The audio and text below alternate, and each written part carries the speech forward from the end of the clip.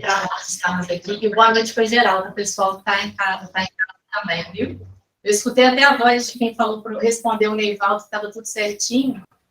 Darlene, eu conheço essa voz, eu pego todo mundo no pulo nos nossos grupos de leitura, sabe, gente? Vai para quase 2 anos.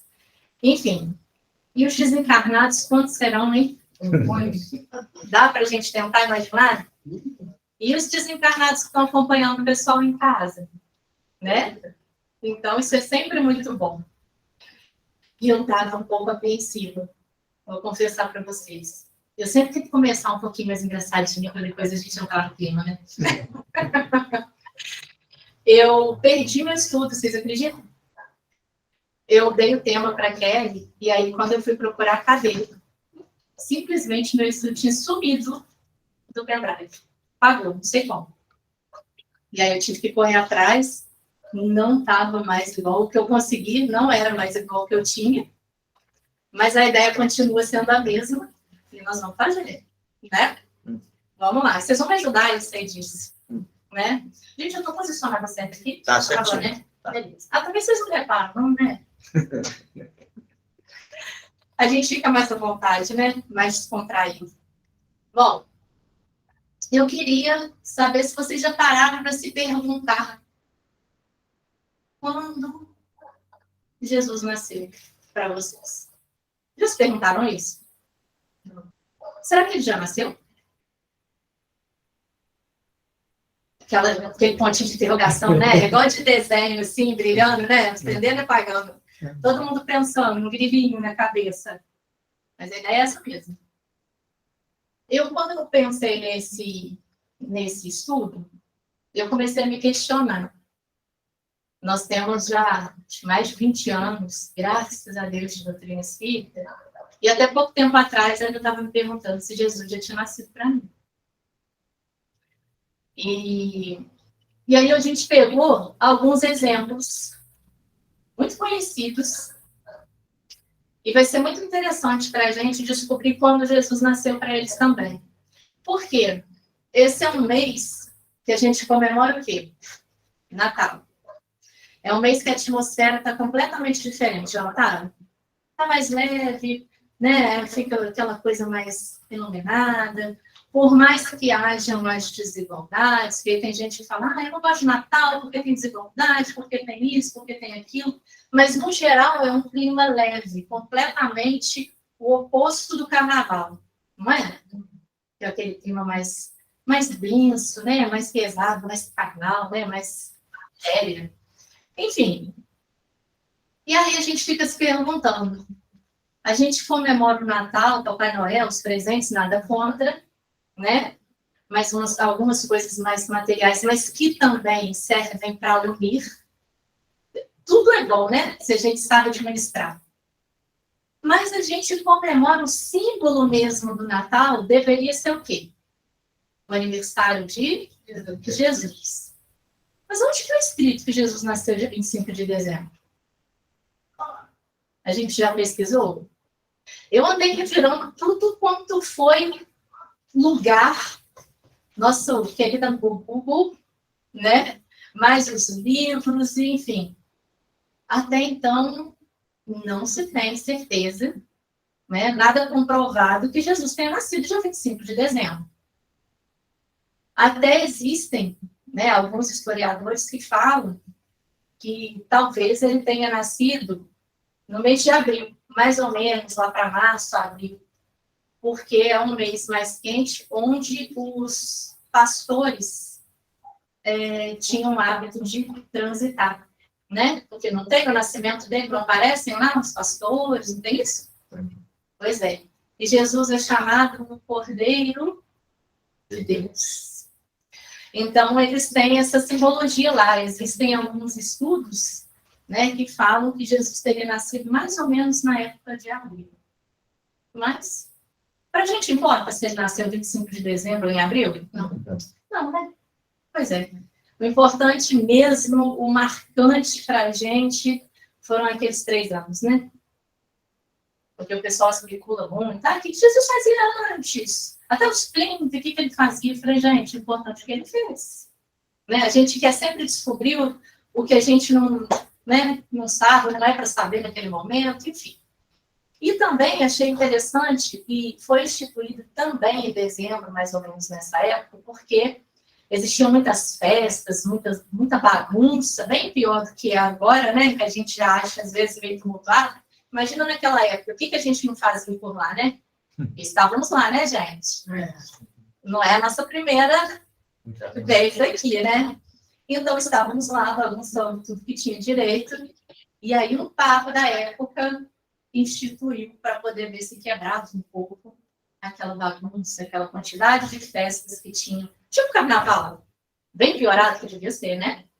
Enfim, a gente traz essas curiosidades, mas para a gente poder entrar no clima. Porque não importa se é dezembro, se foi em abril. A ideia e a pergunta para a gente se fazer é que Jesus, por mais que a gente tenha, né, um conhecimento, porque a gente procura estudar, mas será que a gente já deixou que Jesus entrasse, que ele nascesse realmente dentro do nosso coração? Será que a gente coloca para fora, né? Porque a gente entra para a doutrina espírita, a doutrina espírita entra em nós, a ideia é que ela entre, né? Mas o fundamental é que ela saia de nós, através das nossas atitudes. E aí sim, eu acho que quando a gente estiver fazendo isso com mais efetividade, Jesus vai dar nascer para a gente. Eu acho que a gente tem que ficar bem atento, né? Para saber. Nesse período de pandemia, será que Jesus nasceu para muita gente? Será que mexeu com a gente? Serviu para mexer com a gente? Positivamente ou negativamente? Espero positivamente, né? Porque coisas ruins sempre vão acontecer, mas a gente tem que extrair, como diz o outro, né? O espírito da letra. Então, a gente tem que extrair as coisas boas das coisas que aparentemente são ruins. Vamos lá. Quem que vai trocar para mim? A Kelly. Então, vamos lá, Kelly. Qual que é o nosso primeiro slide aqui? Maria de Magdala? Para ela? Jesus nasceu para Maria de Magdala. Poxa, vocês conhecem a história dela? Sim. É bonita, né, gente? Que transformação. Eu gosto, a gente tem admiração por todos, mas eu tenho uma admiração especial por ela. E eu não achei nada ruim ela ter vindo como nós abre alas. Vamos lá, vamos ver quando é que ele nasceu para ela. O que está falando? Jesus nasceu em Betânia. Foi certa vez que a voz, tão cheia de pureza e santidade, despertou em mim a sensação de uma vida nova, com a qual até então jamais sonhara. É muito bonito, né? Eu fico apaixonada quando a gente fala de Jesus. Quando a gente vê esses exemplos, aí eu fico, meu Deus, a gente tem jeito, né? A gente tem jeito. Que coisa boa. A gente lembra aqui rapidamente, né, da vida dela. Ela vivia no luxo, ela tinha tudo, certo? Se alguém lembrar de alguma coisa, acrescenta aí. Então, ela tinha beleza, ela tinha todas as provas difíceis, né? A riqueza, a beleza, ela tinha tudo que ela queria. Ela poderia ter todos os homens que ela quisesse, mas ela era profundamente infeliz. Estava conversando isso hoje à tarde com umas amigas, uma reunião muito agradável que a gente teve. Falei, são provas muito difíceis, né? A riqueza, a beleza. E aí a gente recorda que Maria de Magdala tinha tudo isso. E aí, quando ela resolve deixar tudo para trás, quando um servo dela vem falar de Jesus, o que acontece? Quando a gente está bem, ou a gente ainda está assim, naquela ilusão, naquele processo de ilusão que todos nós temos, nós já passamos, e muitas vezes a gente ainda permanece, né? Em alguns instantes, nós temos nossos momentos, né, de fragilidade. Num momento desse, o servo dela viu uma brecha, falou de Jesus, e ela quis conhecê-lo.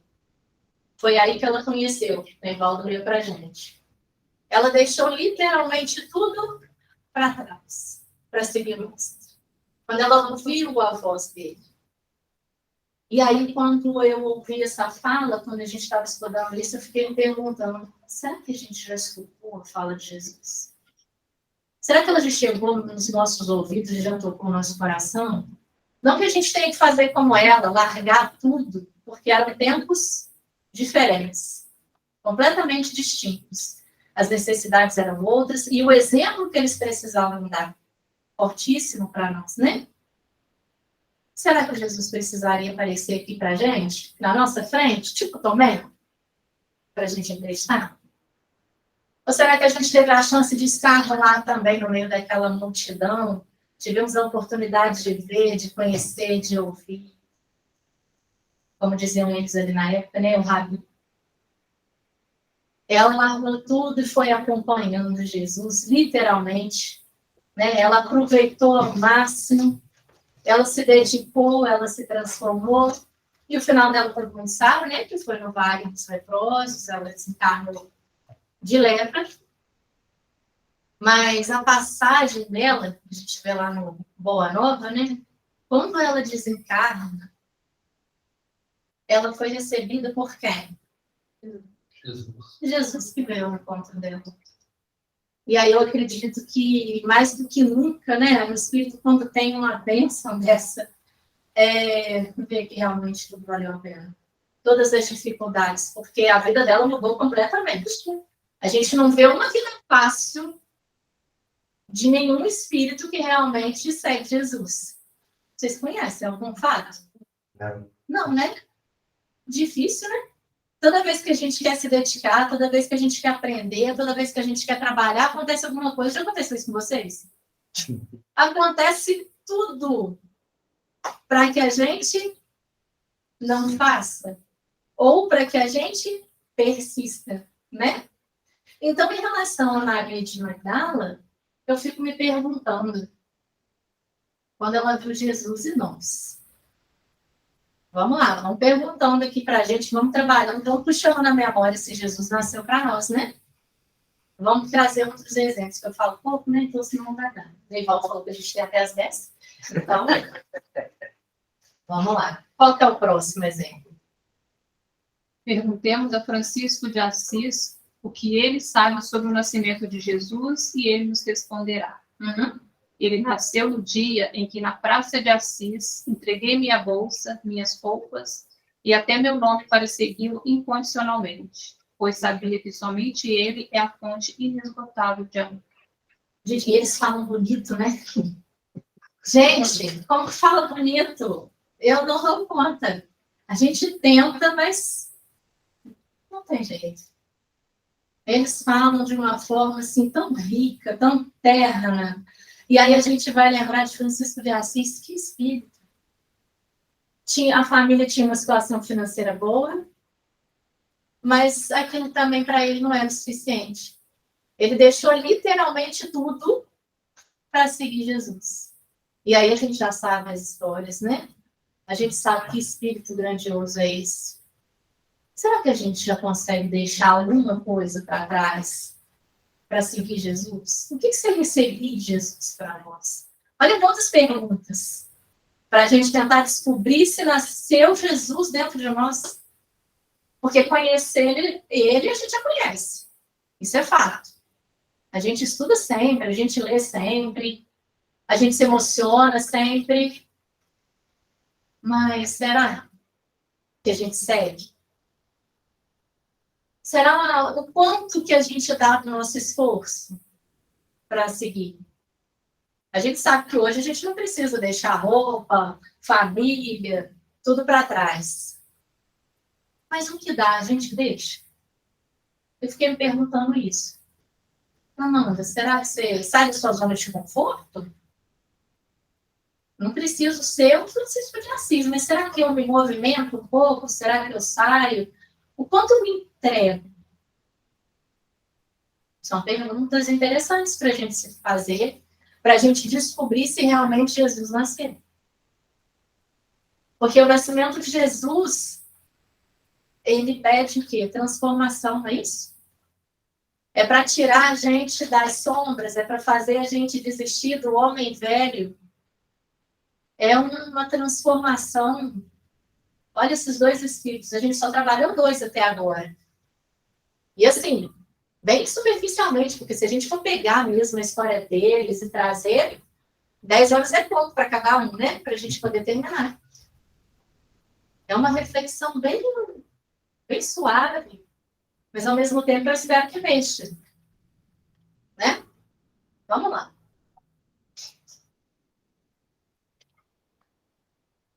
Perguntemos. Que bom que a gente está perguntando.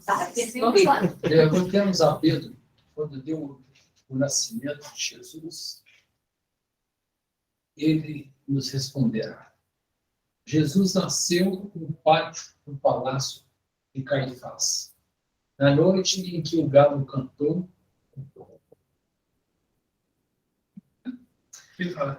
pela terceira vez, no momento em que eu o havia negado. Gente. Foi nesse instante em que acordou minha consciência para a verdadeira vida. Pois é, quando fala de Pedro, não sei vocês, mas mexe comigo. Acho que todo mundo tem um pouco de Pedro, não tem? Todos nós temos aquela impulsividade do Pedro, né? A curiosidade. Mas que espírito, hein? Diferenciado também, né? Com certeza um espírito diferenciado não viria sendo um dos 12 se não fosse especial, né? Se não soubesse já, o problema é que a gente vem sabendo, e aí depois a gente tem um véuzinho, né? Que facilita muito para que a gente, muitas vezes, erre. Mas o Pedro me chama muita atenção. Quando ele estava ali no meio da multidão, Jesus já tinha sido preso, todo mundo sabe a história, né? Mas é bom a gente ir pensando para a gente ir se colocando no lugar do Pedro. Jesus estava preso e tinha uma multidão, certo? E o Pedro estava ali no meio do pessoal. Então, somos nós. Nós conhecemos Jesus. E aí a gente está no lugar do Pedro, no meio da multidão. Nós estamos cercados. Paulo diz por uma nuvem de testemunhos, tanto encarnados quanto desencarnados, né? Então, a gente é colocado à prova o tempo todo. O que aconteceu com Pedro? Na hora que ele estava lá no meio, que ele queria chegar até Jesus, um vestido virou e falou assim, ele conhece. Ele é um dos discípulos, ele conhece. O que ele fez? Ficou meio com medo, igual muitas vezes a gente faz, e falou que não conhecia. Isso aconteceu 3 vezes. Jesus já sabia, já tinha falado com ele que ele ia negar, é igual a gente. Quando a gente está estudando, quando a gente se envolve, a gente fala, nossa, que maravilhoso. E muitas vezes, na hora que a gente é colocado à prova, a gente acaba negando aquilo que a gente sabe. Negando aquilo que a gente diz ter convicção. Por exemplo, já aconteceu, não sei agora, hoje a gente tem mais liberdade e eu vejo que as pessoas estão um pouco mais convictas. Mas eu não sei se vocês já perceberam que muitas vezes, um tempo atrás, quando alguém perguntava assim, vai fazer uma pesquisa, e fala assim, qual é a sua religião? Aí a pessoa, em vez de falar que era espírita, né, direto, fala assim, eu sou... de fazer assim, né? Espírita, de fazer com a mãozinha assim, né? Tipo assim, mais ou menos, né? Um pouco de... sem jeito. Já repararam isso? Já aconteceu? Vocês já se viram numa situação dessa? Você fica assim, gente, como é que eu vou falar, né? Ou então você vê outra pessoa meio tímida de falar que é espírita. Ou então fala assim, eu sou simpatizante. Não, mas eu sou espírita kardecista. Já viram isso também? Mesa branca. Já, mesa branca, exatamente. Já tem que botar a cor da mesa, né? Porque isso não acaba sendo uma recusa. Porque se a gente tem convicção, eu sou cristã, eu sou espírita, eu sou católico, eu sou evangélico, o que tem? Qual o problema, né? Cada um no seu espaço, cada um no seu quadrado. Mas às vezes a gente fica com medo. Pedro teve o quê? Medo da reação do outro. Já aconteceu com a gente? A gente se preocupa com a opinião do outro? Ai, o que o fulano vai pensar? Se eu falar assim, não. E aí, muitas vezes, a gente acaba negando, recusando, né, rejeitando, temporariamente, que sejam as nossas convicções. Né? Sendo que a gente pode falar muito bem, como Jesus falava, expunha, sem agredir. A gente precisa disso. A gente precisa aprender. Então, por que a gente trouxe Pedro? Para lembrar da negação. Se nós negamos, e enquanto a gente estiver negando, enquanto a gente ficar titubeando, eu acho que Jesus não vai ter nascido, não. Porque até então, ele não tinha nascido para o Pedro. Precisou ele negar 3 vezes, o galo cantar, Jesus ser crucificado, para que ele acordasse. Para que Jesus nascesse, para que os ensinamentos realmente saíssem. Poxa, fiz errado. Mandei mal. Então, agora o que eu vou fazer? Vou tentar fazer o certo. Aí, realmente, ele foi aquela rocha, né? A pedra mesmo. E aí, ninguém segurou mais o Pedro. Por quê? Ele entendeu a proposta do Cristo. E aí, a minha pergunta, de novo, estou cheia de indagações hoje, né? Será que a gente já entendeu? Há quanto tempo? Eu estou há mais de 20 anos e eu ainda me pergunto, meu Deus, eu entendi. Eu lembro. Será que já está saindo de mim do jeito que deveria? Será que eu estou convicta? Será que eu... Né? Olha só como é que a gente se questiona. Eu fico infinitamente preocupada quando eu tenho que falar. Porque eu acho que a gente tem que ser o mais fiel possível. Né? Eu preciso falar para vocês exatamente daquilo que eu acredito. Eu tenho convicção. Eu posso ainda não conseguir fazer tudo. Mas eu estou convicta. E vamos lá. Né? A ideia é que a gente negue cada vez menos. Até que a gente não negue mais. Né? Até que a gente consiga assumir, se assumir. Não, eu sou isso, eu sou assim, eu gosto assim. Poxa, respeito a sua opinião diferente. Mas é assim. Né? Eu acompanho, eu sigo o Cristo. E é assim que eu entendo a minha vida. Não vejo a minha vida mais sem Ele. Não somos mais os mesmos depois de conhecê-lo. E depois que ele nascer de uma forma efetiva mesmo, ninguém segura a gente, né? Vamos lá, depois de Pedro. Eu ia interromper, eu interrompi. Quem foi, Leivão? Não foi. É? Não me interrompeu, não. Eu falei, muitas vezes nós negamos ele. Eu ia falar isso aí, deu de encontro com isso. Não, quando for assim, gente, pode falar, só não levanta a mão. Então, Uma perguntinha. Não será, assim, no meu entendimento, que não é Jesus que nasce para mim, sou eu que nasço para Jesus? A hora que eu abraço a causa, a hora que eu entendo, que eu acredito, que eu trabalho para Jesus, não será eu que nasci? Ele nasceu sempre. O ensinamento dele para mim, mas esse é eu que estou pensando. sim, vamos Aí pensar. eu perguntei isso. Uhum. Sim, porque aí eu acho que ele nasceu desde sempre na história do mundo, né? Para mim. Tá certo que ele veio lá, foi crucificado e tudo, mas eu acho que até antes disso ele sempre foi um Jesus.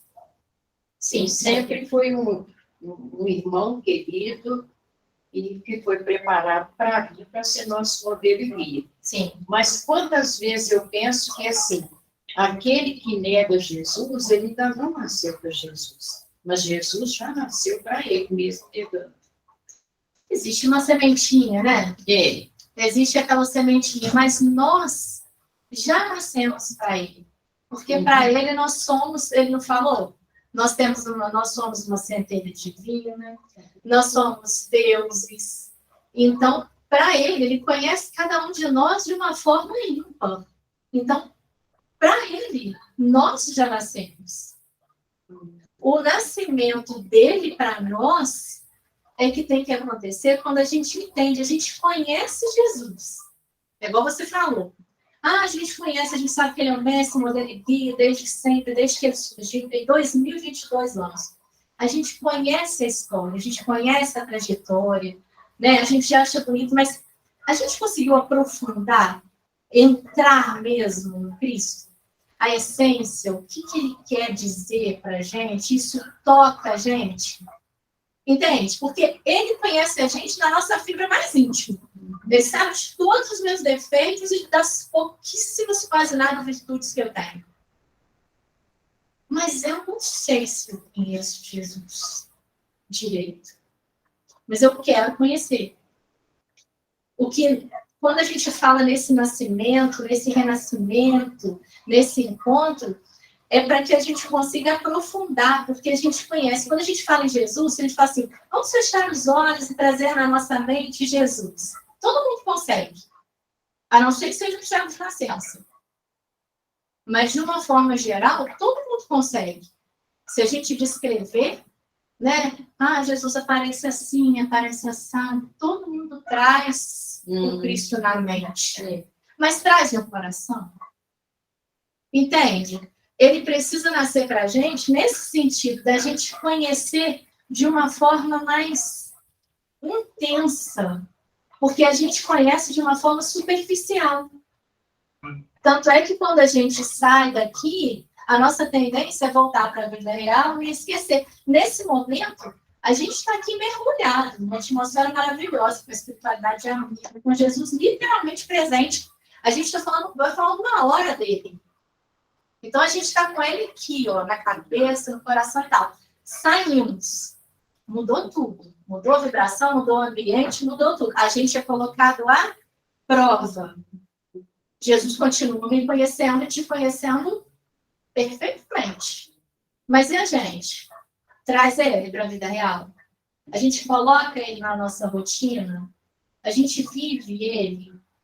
Quando alguém para a gente, aquela pessoa que você fala assim, encontrei com o fulano, misericórdia. Isso não acontece com vocês não, né? Nossa, fulano, quando você encontra com a pessoa, você fala assim, já sei que na hora que você perguntar assim, tá tudo bem, a pessoa vai despejar aquele mundo de reclamações, e aí você tem que testar a sua paciência. Jesus tinha que testar a paciência. Jesus era a paciência. A gente não, a gente tem que ficar ali, meu Deus. Misericórdia, vai 2 horas. Não é não? Sendo que o ideal seria a gente encontrar e falar assim, meu amigo, meu irmão, que beleza te encontrar, que delícia, como é que você está? E para cada reclamação a gente tenta dar uma solução, e aquele momento ser um prazer, a gente está vivendo isso. Ele está nascendo. Em cada atitude, entende? Então, eu entendi a sua colocação, mas você não acha que ele precisa nascer mais dentro da gente? Eu concordo, mas na minha cabeça, aquele que não aceitou, aquele que não aprendeu nada assim, de bom, de correto, ele ainda não nasceu também. Jesus nasceu, ele nasce no nosso coração, na nossa presença, a todo instante, realmente. Ele precisa conhecer, né? Precisa você tomar conhecimento. Aí que eu te falo, aquele que ignora esse fato, ele ainda não nasceu também para Jesus. Eu acho que precisa. Eu acho que a gente precisa entender que muitas vezes a gente escolhe os piores caminhos. Né? Você vê o quanto sofreu, o quanto... Imagina a situação de Pedro, conhecendo, convivendo, andando 3 anos com Jesus, almoçando, jantando, dormindo, convivendo com ele intensamente, né? E crente que era fiel, que amava e tal, como a gente faz. E aí, na hora mesmo, ele nega, depois vê ali a crucificação, e aí que ele entende que ele ainda não tinha aprendido o suficiente. Somos nós. Porque muitas vezes a gente tem que experimentar uma dor tão grande de ver, imagina, ver Jesus crucificado. E para a gente, muitas vezes, a gente precisa de sentir a nossa querida companheira dor para que Jesus nasça. Às vezes, no nosso momento ali do desencarne, já viram em várias literaturas? A pessoa vem, sofre, acontece, cai, levanta, tropeça, e na hora do desencarne, a pessoa tem que despertar, assim, como meu Deus. Mas que bom que a gente desperta, que seja, né, nos 45 do segundo tempo. Porque o importante é o despertar, né? Porque a gente tem oportunidades, mas o quanto antes, melhor, né? Vamos lá, vamos vendo outros exemplos aqui, a gente vai conversando. Vamos tentar entender. Comentem. Vamos para o próximo. Perguntemos a Paulo de Tarso: quando se deu o nascimento de Jesus? E ele nos responderá: Jesus nasceu na estrada do Damasco, quando, envolvido por intensa luz que me deixou cego, pude ver a figura ser nobre e serena que me perguntava: Saulo, Saulo, por que me persegue? E na cegueira passei a enxergar um mundo novo, quando eu lhe disse: Senhor, o que queres que eu faça? Gente, que forte, né? Eu não sei vocês, mas eu tenho uma admiração tão grande por Paulo, por todos, mas eu não sei se é porque a gente acaba se identificando, né?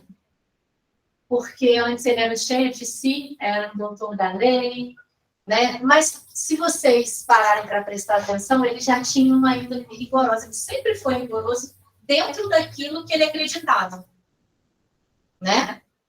Então, ele já tinha uma conduta diferente. Tá. Mas o que chama atenção aqui para a gente? Qual foi o momento dele mesmo? Quando ele ficou cego.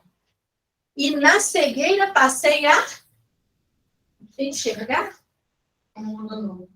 Um mundo. Será que nós não estamos cegos muitas vezes para as coisas, para os chamados de Jesus? Em quantas oportunidades Jesus nos chama e nós estamos cegos? E eu estou falando de cadeia, que eu posso falar tanto de um jeito quanto de outro, porque eu também enxergava e quando eu enxergava eu também era cega. O problema é que agora eu fiquei cega e continuo cega. Tentando melhorar. Mas não é assim? Porque a cegueira não é a dos olhos materiais. Mas a gente vem descobrindo com Paulo e com todos esses espíritos e com o Cristo que a pior cegueira é a dor de espírito. Por isso é muito simbólico Paulo para a gente, né? Porque ele ficou cego e na cegueira Jesus apareceu, ele viu Jesus enquanto ele estava cego. Continuou cego, Ananias foi lá, tirou as escamas. É o que nós temos. São as escamas da nossa ignorância, das nossas imperfeições que nós temos que ir tirando. E aí, interessante, Paulo tem toda aquela trajetória no final, quando ele desencarna. Ele, quando desencarna, ele chega no mundo espiritual, que ele acorda, ele estava o quê de novo? Cego. Gente, cego 2 vezes. Mas aí já era Paulo. Olha a simbologia de novo. Porque era literalmente, de novo, um mundo novo para ele. Né? Ele ficou cego e acordou aqui, enquanto encarnado, e depois no plano espiritual vem Ananias de novo, trazendo a luz. Olha que simbólico. Será que a gente precisa esperar desencarnar? Será que não dá para a gente deixar Jesus nascer dentro da gente de uma vez? Será que a gente consegue, aos poucos, à medida que a gente for se esforçando, tirar essas escamas dos nossos olhos, do nosso espírito? Essas nossas imperfeições e deixando o homem velho, os defeitos, e dando vez, né, a essa transformação? É muito significativo para a gente, né? É um convite a gente olhar o momento do Paulo e tentar tirar, né, o bom dessa situação ruim. Nossa, mas preciso ficar cego? Depende. Eu precisei, mas vocês não precisam. Pode ser diferente para cada um de nós, não pode? É diferente para cada um de nós. Tem diferença de ver e de enxergar, né? Muitas vezes a gente vê, igual aqui na tela aqui, esse texto. Todo mundo está lendo. Mas cada um, todos estão vendo, né? Mas cada um está enxergando de uma forma diferente. Não é assim? Por isso que muitas vezes dá confusão e tem aí 200.000 religiões. Porque cada um vê, mas enxerga de uma coisa diferente. A gente pega um livro, né? Igual a gente está lendo lá, agora a gente está terminando, termina semana que vem. Ave Cristo. É só um romance? É só um drama? Não. Só tem tragédia. O pessoal fica cego. Ficou cego em 2000 anos, ficou cego não sei onde, ficou cego de... Gente, o Emmanuel está trazendo a cegueira espiritual para a gente também. Olha aí, Paulo. Quantos exemplos de cegueira? Cegueira espiritual. Quanta coisa rica. Eu falo para o pessoal, gente, vamos reler isso em casa? Olha que rico. Olha o que dá para tirar de tudo isso. Aprendizado, coisas que a gente faz, coisas que a gente vive, coisas que a gente poderia não fazer. E tantos exemplos a serem seguidos. A gente conhece esses nomes aí que são clássicos para a gente. Maria de Magdala, Francisco de Assis, Paulo, Pedro. Mas quantos apóstolos, quantas pessoas, espíritos que viveram tanto quanto esses mais famosos, anônimos. Falei isso outro dia lá no grupo. Quantos? E por que não nós? Né? Por que não? Vamos lá. Acho que eu vou terminar às 10, né? Vamos lá. Perguntemos a Joana de Cusa onde e quando Jesus nasceu. E ela nos responderá. Jesus nasceu no dia em que amarrado e próximo em Roma, eu ouvi o povo gritar, neve, neve, e o soldado com a tocha acesa dizendo, este teu Cristo ensinou-me apenas a morrer? Foi nesse instante que, sentindo o fogo subir pelo meu corpo, pude com toda certeza e sinceridade dizer, não me ensinou só isso. Jesus ensinou-me também a amar. Olha que profundo. Olha que profunda, gente. Quem foi ela mesmo depois? Joana de Ângeles, o filho que morreu com ela ali, que falou para ela, né, minha mãe? Era quem? Depois? O Divaldo, não é isso? Assim o pessoal conta, né? Olha, que coisa. Quantas vezes nós somos convidados a negar mesmo? A dar o nosso testemunho? E olha só como é compensador a gente saber que vale a pena. O que aconteceu com ela? Foi desafiada, foi amarrada e foi o quê? Queimada. Mas ela não sentiu. Porque existe um amor tão grande, um poder superior tão grande de Deus, de Jesus, dos amigos espirituais. O que eles mostram aqui pra gente? Olha, meu filho, vamos falar que a Amanda fala, né? Bem popularmente. Meu filho, se você acreditar, se você confiar, porque fé é confiança, né? Pode confiar, não tem medo não. É seguro. É seguro. Porque quando a gente vê ali o fogo chegando, o pessoal vinha para poder concluir, né? A execução. A tendência da gente seria fazer o quê? Legal. Não conheço não. Nunca vi. E aí ela mostra pra gente, não, pode fazer. Se você tiver realmente convicção, não é medo não. A gente lembra lá, 2000 anos, dos circos, a Lídia, lembra? O que aconteceu? Nenhum sentiu nada. Não teve fogo, não teve fera, não teve nada. Em todas essas literaturas, a gente não encontra nada diferente para quem teve fé. Para aquele que Jesus nasceu mesmo, e acreditou, e trabalhou, e viveu, não teve. Então, deve ser por isso que eu ainda sinto dor, né? Vamos lá. Ô, Armando, Por isso. fé talvez seja a ausência do medo, né? Sim. E quando a gente fala que ela ela não teve medo naquele instante, Uhum. no momento eu pensei, lembremos nesse instante agora de uma dor que a gente já sentiu no passado. Uhum. A gente não consegue. A gente não consegue lembrar, a gente não consegue nem perceber o medo que a gente teve. Uhum. Está no passado, passou. É como se a gente não tivesse sentido aquela Exatamente. emoção. Olha só, se eu tiver com medo do futuro, aí é diferente. Mas do passado, eu não consigo lembrar de nada do passado. Se eu pensar em uma dor que eu tive, eu posso lembrar do momento, das circunstâncias, mas eu não sinto, eu não percebo a dor daquele momento. Sim. E é interessante essa questão da confiança, do medo. Quando a gente era criança, que a gente ficava com medo, a gente ia para o colo do pai e da mãe, né? Aí eles falavam o quê? Não, fica com medo não. Passou, vai passar. Não é assim? E passa. E passa. E passa mais rápido quando a gente escuta e acredita, porque a gente confia. A gente tem confiança naquele que está falando para a gente.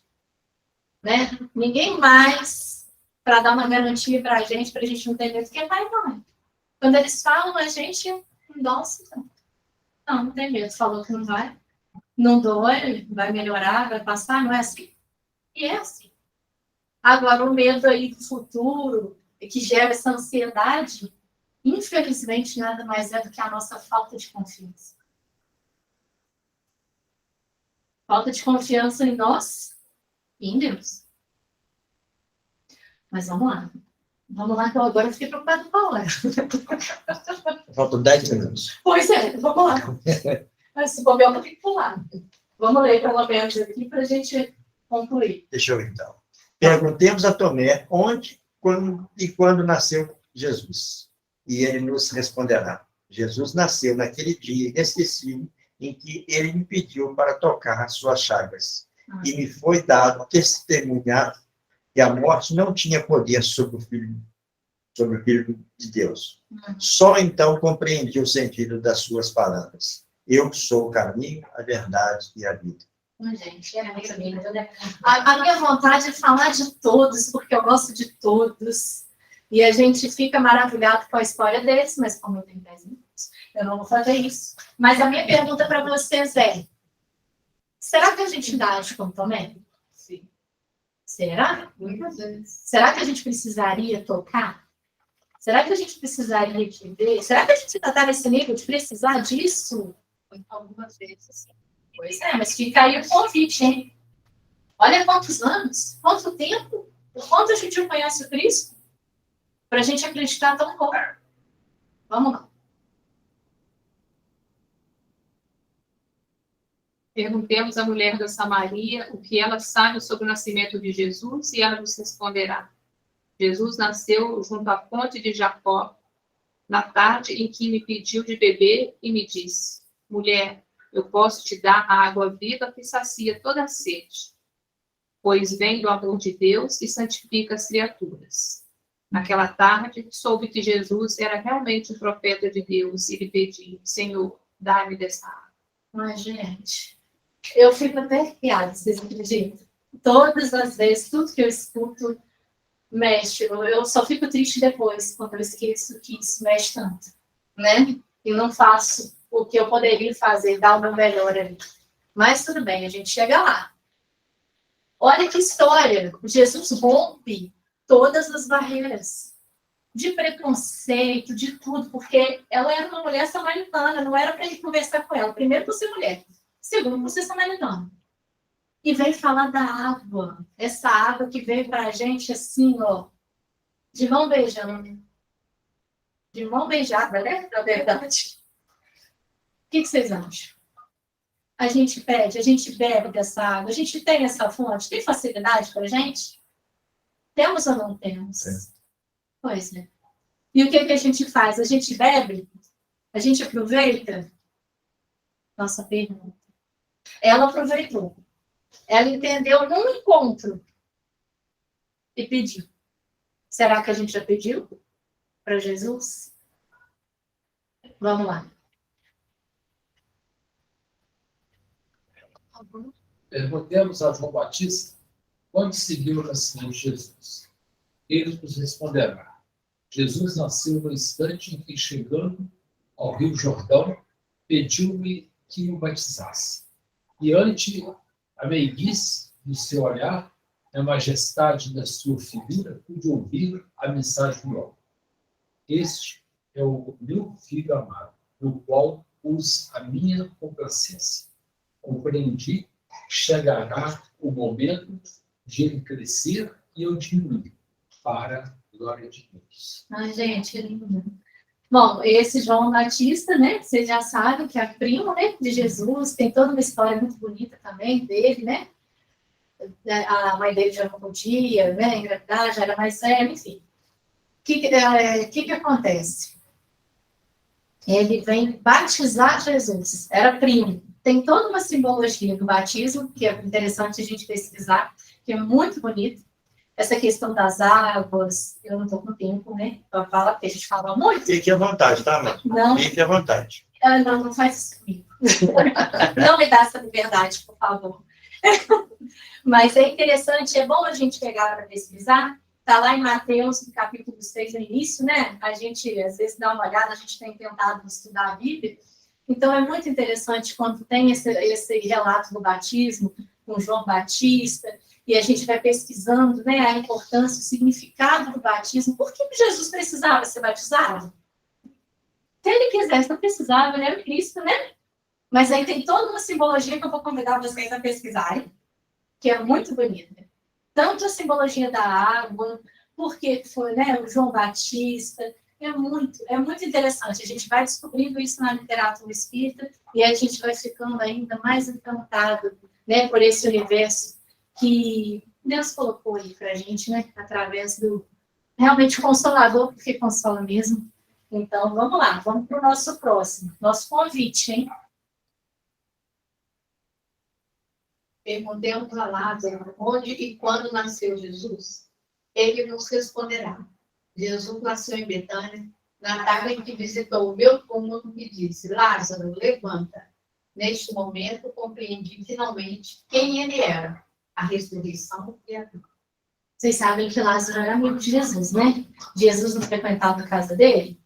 E ele era irmão de Marta e Maria, conhecidas, né, famosas. A gente se identifica muito, não sei com quem vocês se identificam mais, com a Marta ou com a Maria. Né? Mas que a gente se identifica. E aí, Jesus chega lá, fica sabendo, né, que o Lázaro tinha morrido. Só que ele chegou depois de tempo, porque hoje em dia, né, lá naquela época tinha Uber. Então, o que ele fez foi o quê? A pé, né? Tá vendo Uber, né?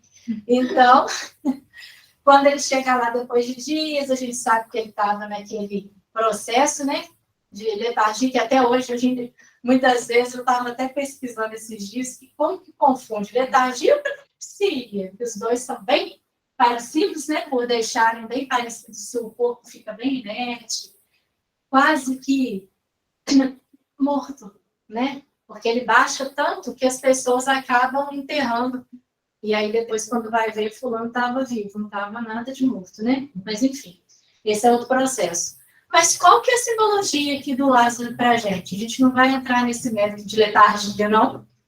Mas o que chama muita atenção para a gente? Quando ele chega para Lázaro, não faz o milagre, porque não existe milagre, né? Tudo tem uma lógica, uma explicação.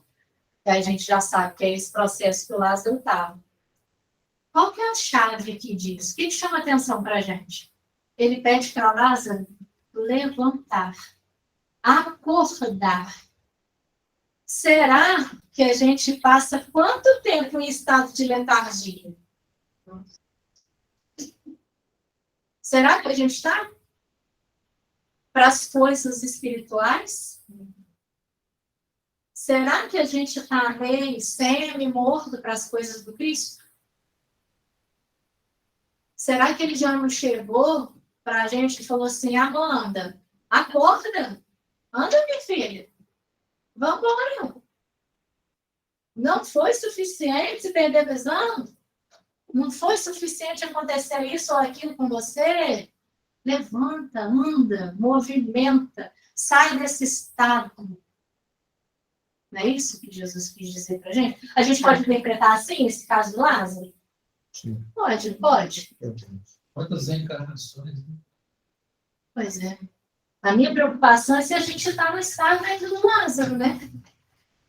De antes. Verdade. Pois é. Então, esse é o nosso convite. Porque aí Lázaro nasceu depois.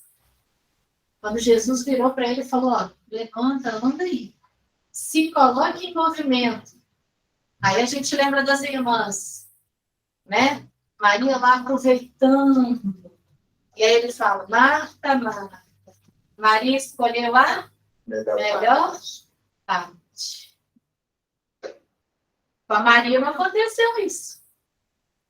Então vamos lá. Perguntemos a Judas Iscariotes, quando se deu o nascimento de Jesus? Ele nos responderá. Jesus nasceu no instante em que eu assistia ao seu julgamento e à sua condenação. Compreendi que Jesus estava acima de todos os tesouros terrenos. Judas. O pessoal queima Judas até hoje, né, gente? Não tem isso? Malhar o Judas, queimar o Judas, não tem uns negócios assim? E aí, quando alguém trai o outro, a primeira coisa que a gente fala é lembrar de quem? Fulano é o Judas. Mas o Judas, ele teve um papel fundamental na história. Porque ele é bem a nossa cara. Ele acreditava profundamente no Cristo e sabia muito bem. Ele amava Cristo muito. Como a gente também fala e ama, do nosso jeito. Do nosso jeito bem primitivo ainda, né? Do jeito que a gente ainda entende o amor. O Judas também. Conheci, só que ele acreditava que Jesus podia chegar e fazer o que quisesse, era o que quisesse, por conta do poder que ele via. Então, ele enxergava Jesus com todo o poder, só que interpretou de uma forma diferente. E muitas vezes a gente faz isso, né? E aí aconteceu o que a gente já sabe, né? Que ele acabou trocando, né? Por aquelas moedas, que depois é interessante a gente saber que quando ele suicidou, essas moedas foram usadas para fundar ali, para criar aquele lar para os leprosos, que a Maria de Magdala também ajudou. Olha que legal. E a mãe está doida com que legal, né?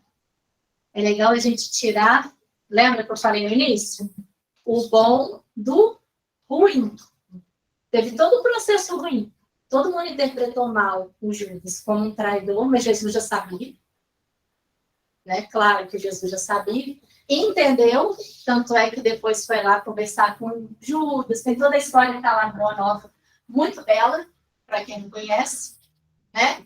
E olha só, do equívoco, né, do Judas, gerou-se aquela quantidade de moedas que ele ganhou para criar uma coisa boa para ajudar o próximo. Então, de todo o equívoco, sempre de todas as coisas ruins, podem nascer coisas boas. A gente tem que tirar a escama dos olhos para tentar enxergar, né?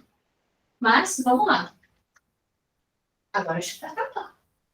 Perguntemos finalmente a Maria de Nazaré, onde e quando nasceu Jesus, e ela nos responderá. Jesus nasceu em Belém, sob as estrelas, que eram focos de luzes guiando os pastores e suas ovelhas ao berço de palha. Foi quando segurei meus braços pela primeira vez e senti-se cumprir a promessa de um novo tempo através daquele menino que Deus enviara ao mundo para ensinar aos homens a lei maior do amor. Ai, gente, você pensa, que espírito, Maria, né? Que coisa maravilhosa, trazer um espírito como Jesus no ventre, segurá-lo. Mas passou muito aperto também, não foi, não? Foi fácil a vida de Maria? Não. Será que era fácil ser mãe de Jesus? Não era para qualquer um, por isso que foi Maria, né?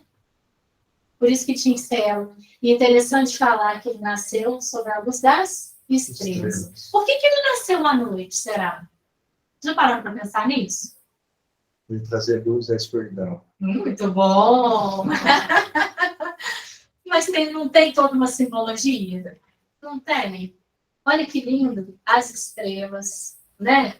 os outros mundos. Olha como é que se a gente tentar pensar, né? Aqueles espíritos, quantos espíritos deviam estar lá participando do nascimento do Cristo?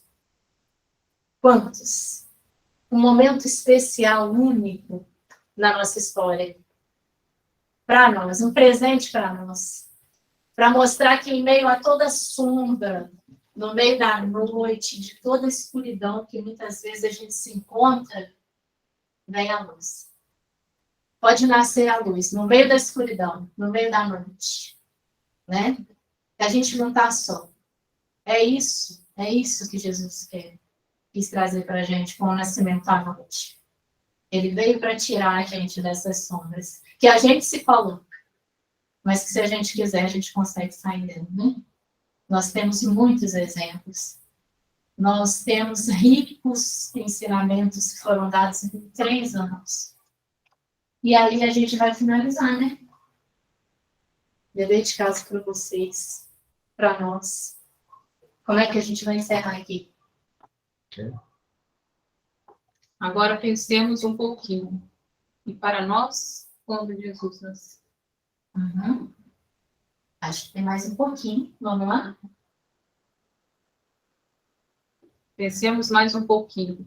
E se descobrirmos que ele não nasceu? Uhum. Será? É para vocês pensarem. É para eu pensar também. Vocês viram quanto eu me questionei também. Continuo. A ideia é essa. Será que ele já nasceu? E se ele não nasceu, tem jeito? Vamos lá.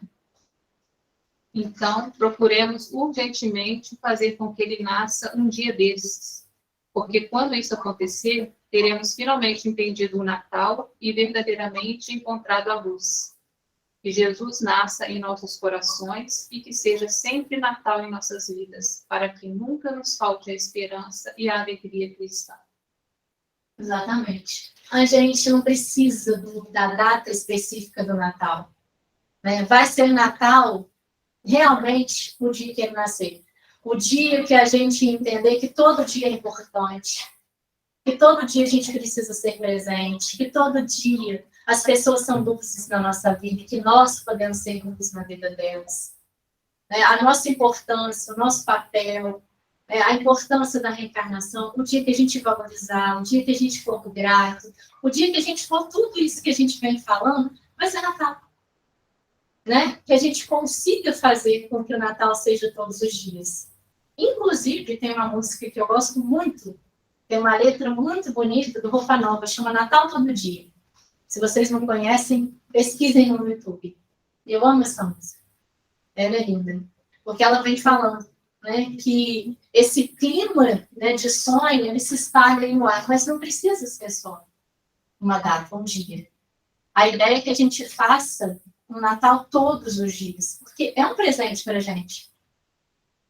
Todos os dias é uma dádiva. A gente recebe esse presente de estarmos vivos, tanto encarnados quanto desencarnados. Nós somos presenteados com essas oportunidades, com Jesus, com os ensinamentos, com o trabalho, com tudo, todos os dias. Então, meus amigos, eu desejo assim, do fundo do meu coração, não posso falar muito, porque senão eu vou chorar. Lá no Bezerra, todo mundo sabe que eu choro até hoje.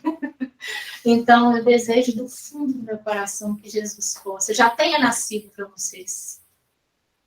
E que se não nasceu, a gente não perca a esperança não, porque ele está para nascer a qualquer momento.